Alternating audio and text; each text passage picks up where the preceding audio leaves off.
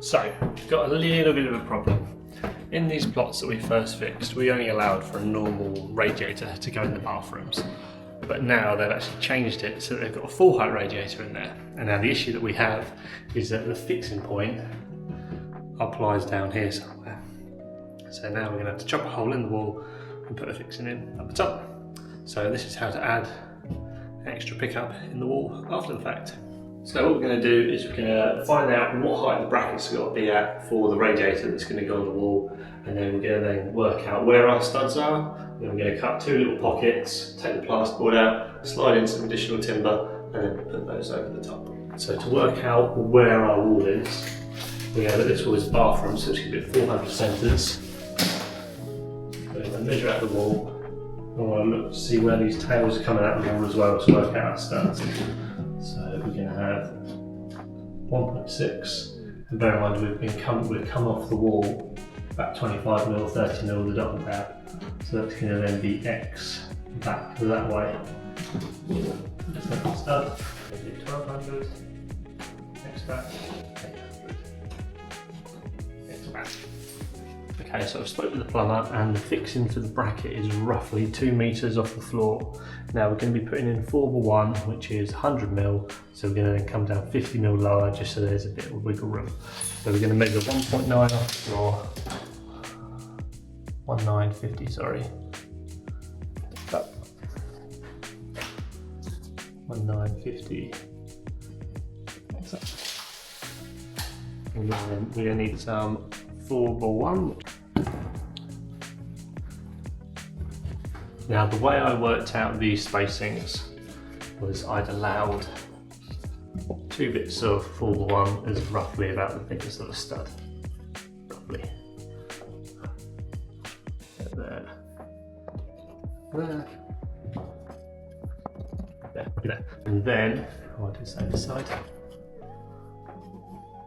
And then I was then going the thickness of 2 off of it.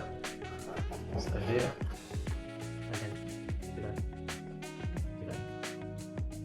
Now the reason for this is that we don't want to cut it to the edge of the studs, we want the plasterboard to hang over so that we can then slide a bit of timber in, pull it to the face and then screw through the plasterboard, bringing this to the front. So let's mark where we're going to cut. So that's going to go there, like so.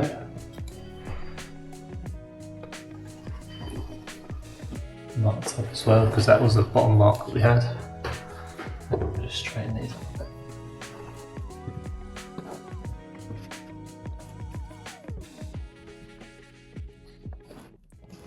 And then I put a reference point on here, so I do an X at the top and top of that one, and do a tick here and here. That way when we take them out, we don't get them mixed up, and also we know exactly what way around it goes back in. Okay, time for the dusty bit. So just before we start cutting, we'll just put a screw in the middle of each one. This then stops the little plasterboard hatch falling through, and then we can't then cut it anymore. So I'll get this on, and then we'll start cutting.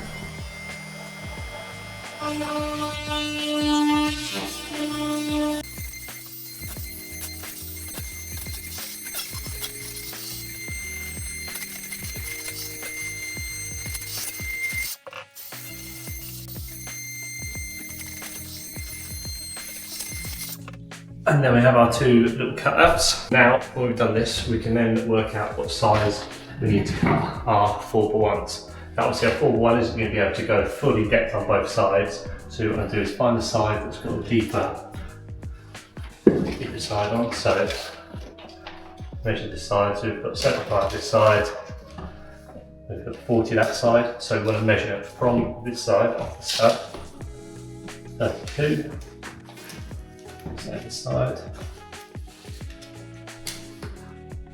2. So then we want to cut 2 of them at 320, 30. Now I've got both of those cut, so I'll put just a screw in the middle of these. This is just to then hold it so I can wiggle it around like this. We're going to go to this side first.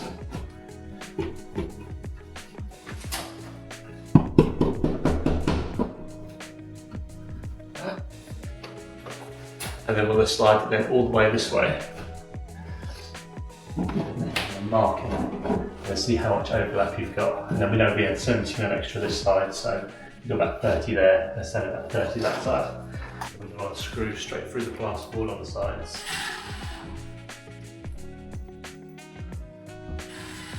Again, this little screw is really handy for pulling it forwards. When you put your screws in there, just make sure they are buried, just so they can get enough filler and plaster on there so the head doesn't pop out afterwards. So I'll do the same on the other side.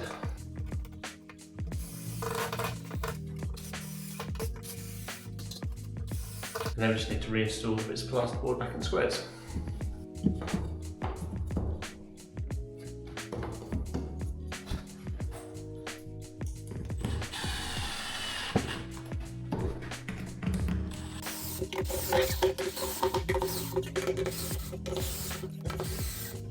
So that's the wall repair all done. So as you can see, it's not the prettiest thing, but it serves a purpose. So the patches are going to come back in, and they're then going to obviously fill any holes and gaps, and then the plumber can then fix his radiator, and then that will have a sufficient fixing. Now this isn't the only fixings for the radiator. There are 2 additional fixings down the bottom that we'll also use, so it's not going to be bearing a ton away. I probably wouldn't recommend this for like TVs and really heavy things, as again it's just a couple of screws that are holding it in place. Anyway, I hope that's helped. I've been Such Good with Scott. I'll see you again in another one.